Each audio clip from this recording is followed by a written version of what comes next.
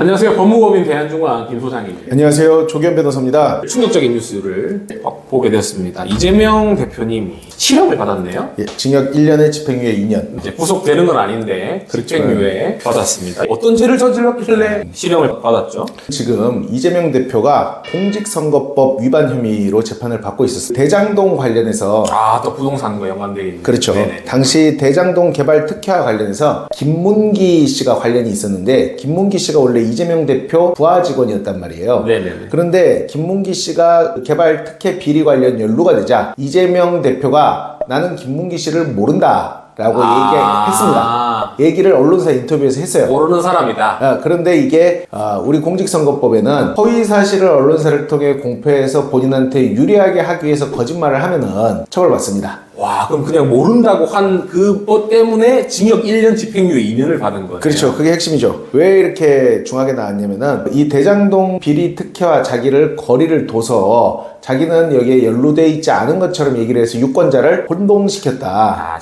이재명 대표가 당선을 목적으로 대장동 의혹과 거리를 두기 위해서 허위 발언을 했다라는 이유로 기소를 한 겁니다. 그러나 이재명 대표는 이렇게 얘기했죠. 그 발언은 주관적 인지 영역, 기억이 안 난다라는 건데 내가 김문기가 기억이 안 나서 안 난다고 한 거지. 이거를 선거에 이용할 그 의도는 없었다. 그리고 거짓말이 아니다. 왜냐면 마음속에 있는 거를 사실 판단하는 거잖아요. 검사나 판사가. 이재명 대표는 피고인으로서 이렇게 얘기를 할 수 있죠. 당신 나는 정말 기억이 안 나서 몰랐다고 한 거지. 거짓말을 한 게 아니다. 라고 했는데 재판부의 판단은 검찰의 손을 들어준 거죠. 그럼 징역 1년 집행유예 2년을 받았으면 이 국회의원 결격 사유 아니에요? 징역 1년 집행유예 2년 공직선거법으로 선고받으면은 확정이 되면은 의원직 상실됩니다.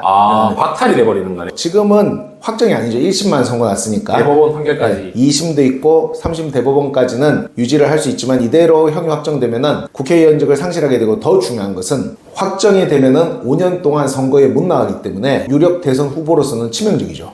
무조건 항소를 하겠네요. 그래. 당연히 무조건 항소하죠. 그리고 이 사건 진행 중에 항소 그리고 대법원 재판 중에 대통령 선거가 치러질 가능성이 높습니다. 윤석열 대통령 임기를 다 채워도 항소심이나 대법원에서 재판하는데 시간이 걸리기 때문에 얼마나 걸리죠? 오래 걸리죠. 이게 22년 9월 달에 기소가 된 거예요.